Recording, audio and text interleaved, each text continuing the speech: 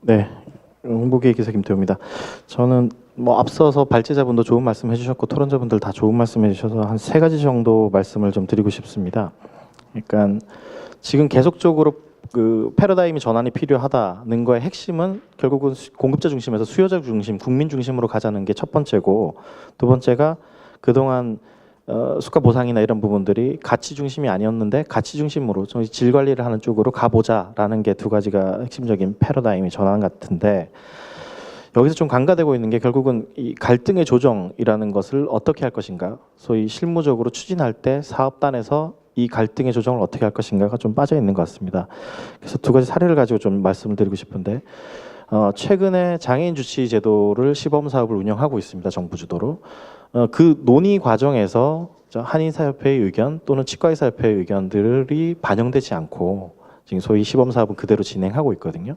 그러니까 이런 것들이 시범 사업을 논의하는 첫 단추부터, 논의 과정부터 각 단체, 그리고 단체만 필요한 것이 아니라 소위 지금 수요자 중심으로 가겠다라고 하는 과정에서 국민들의 의견, 또 실제 장애인 주치 제도의 그 혜택을 입게 되는 장애인들의 의견, 이런 것들이 종합적으로 반영돼야 됨에도 불구하고 그런 논의 구조가 없었다는 거죠. 그러다 보니까 결국 사후의 갈등이 발생할 수밖에 없는 구조로 가고 있다. 왜냐하면 시범 사업이 진행되면 다른 단체에서도 당연히 우리도 참여해야 합니다. 또는 국민 시각에서 저쪽 그 소위 의료 선택이라는 측면에서 치과의 치료도 받고 싶고 한의과의 치료도 받고 싶다라고 장애인분들께서 이야기를 할 때, 나중에 시범 사업이 끝난 이후에 이것을 포함시키려고 하면 관련 단체들끼리의 소위 갈등이 발생을 하게 됩니다.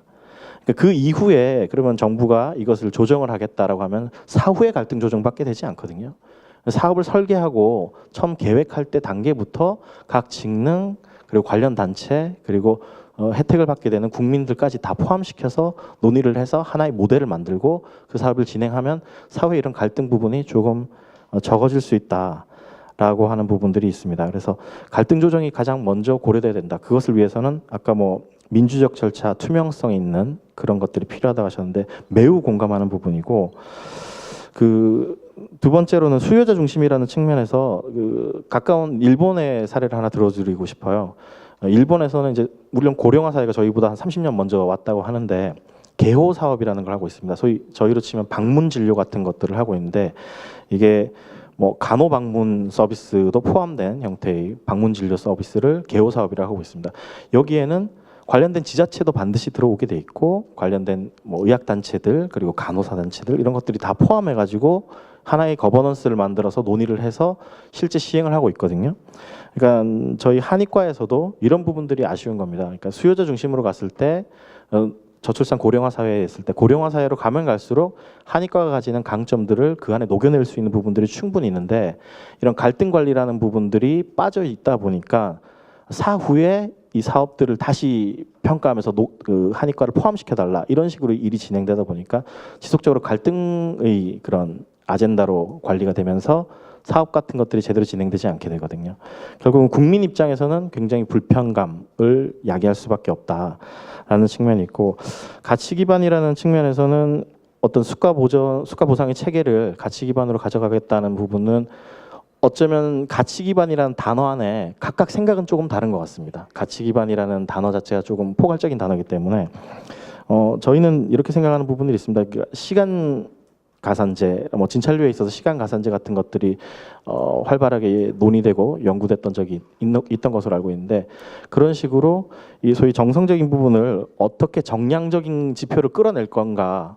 왜냐하면 그 가치라는 거를 하나의 지표로 삼을 수는 없거든요. 근데 그걸 어떻게 수가의 보상 체계에 가져올 것인가, 어떻게 정성적인 것을 정량적으로 표현할 것인가라는 측면에서 시간 진찰제, 예를 들어서 진찰 시간이 길면 길수록 거기에 따르는 보상을 한다든지, 그렇게 했을 때는 소위 환자 입장에서도 매우 자세하고 좋은 티칭도 받을 수 있고 관리를 받을 수 있고 이런 부분들이 같이 가게 되고, 공급자 입장에서는 투여한 시간 또는 노력에 대비한 진찰료를 보상을 받음으로써 그것이 어느 정도 적정선을 이룰 수 있다라고 생각을 하거든요.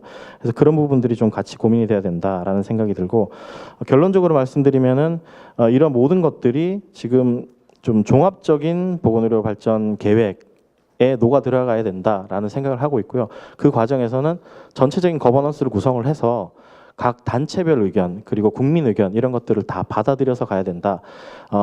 한 곳의 이야기로 시작을 하고 나중에 나머지 얘기가 나왔을 때 포함시키겠다라는 형태로 가면 반드시 갈등이 발생하고 갈등 조정은 더 어려워질 것이다라는 말씀드리고 싶습니다. 이상입니다. 예.